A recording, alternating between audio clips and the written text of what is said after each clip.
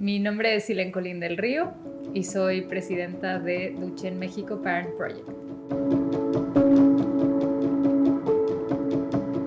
Empezaron a haber diferencias en su desarrollo con respecto a otros niños.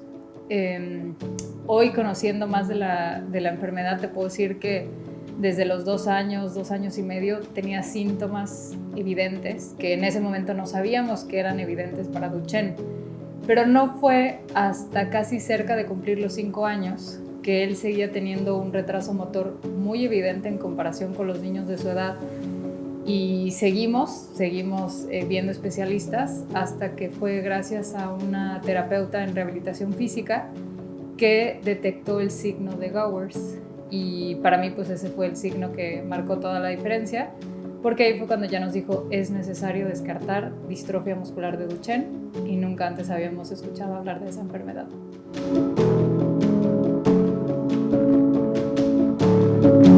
Primero en mi hijo fue identificado el autismo.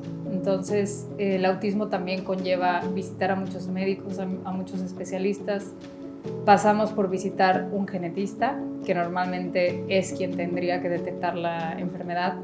Pasamos por visitar neurólogo, varios terapeutas físicos, psicólogos, y ninguno detectó en su momento ni siquiera los signos, ni siquiera nunca nos hablaron de la enfermedad. En ese momento nos habían dicho que Carlo, al ser autista, lo que presentaba era hipotonía. Sin embargo, veía muchos niños que tenían autismo y no tenían el retraso motor que tenía mi hijo. Entonces a mí esto me llamaba la atención, pero no lo suficiente como para pensar que había algo más grave o más allá del autismo. Nosotros tenemos 2 hijos, pues yo empezaba a ver que mi hijo más pequeño corría más, hacía más cosas que mi hijo más grande, y yo en ese momento pensé: le va a afectar en el autoestima el hecho de ver que su hermano corra más. Que yo no tenía la certeza de saber qué tanto afectaba la hipotonía en el tema de que yo no pudiera ver a mi hijo correr normal, saltar normal, pero sobre todo que se cansaba muy rápido. Entonces, obviamente esto a mí me preocupaba, y sin embargo nadie me sabía decir hasta dónde llegan los alcances de la hipotonía. Y yo dije: ¿sabes qué? Había muchísimas terapias que ya tomaba mi hijo, y dije: creo que tenemos que hacer una pausa en algunas de las terapias, porque tampoco es normal que esté 24 horas en terapia, y vamos a ponerle todo el esfuerzo a la terapia física. Y fue ahí que, contándole esto a la terapeuta, ella me dijo: es que el autismo no tiene nada que ver con que tu hijo se esté cansando, con todo lo que a mí me estás diciendo, puede ser señal de otra cosa. Yo me acuerdo, porque nunca se me va a olvidar la cara de la terapeuta. O sea, cuando yo le iba contando y vi su cara, porque me acuerdo perfecto que incluso dejó de escribir, me volteó a ver, y esa cara, o sea, fue para mí como: esa es la cara que nunca quieres ver en un especialista. Y sin embargo fue ella muy prudente y me dijo: hasta que yo no vea a tu hijo de forma presencial, vemos. Me dijo: pero hay cosas de lo que me estás diciendo que me preocupan.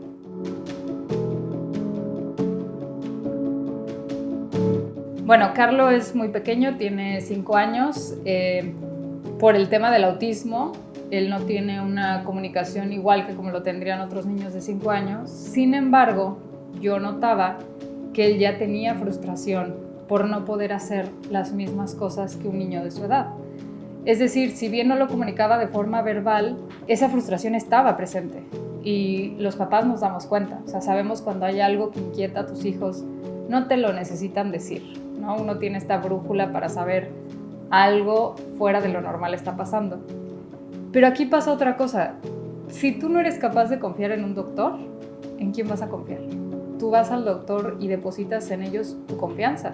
Entonces yo salía de todas esas citas médicas creyendo que todo estaba bien, porque si a mí me decían: ¿es hipotonía igual a autismo?, pues te quedas con ese diagnóstico.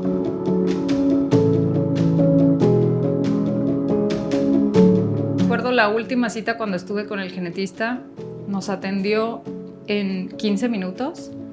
Yo estaba muy nerviosa desde que estaba entrando a esa cita, porque normalmente si te mandan con un genetista es como que ¿qué está pasando que no me quieren decir? Pero pues al final uno tiene que no hacerse ideas hasta que pasa con el doctor. Yo estaba ante un especialista que suponía que ha visto muchos casos, que al ser un genetista con una alta especialidad, pues está familiarizado con la distrofia muscular de Duchenne, que es una enfermedad rara genética, que evidentemente los niños presentan ciertas comorbilidades cuando padecen esta enfermedad.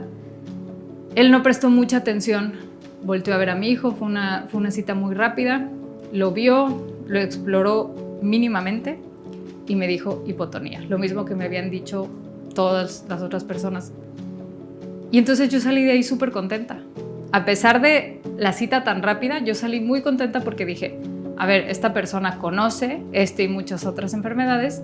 Si a mí me despachó rápido, pues es porque no tengo nada de qué preocuparme. Entonces nunca en la vida pensé que de ahí iba a venir 6 meses después este diagnóstico.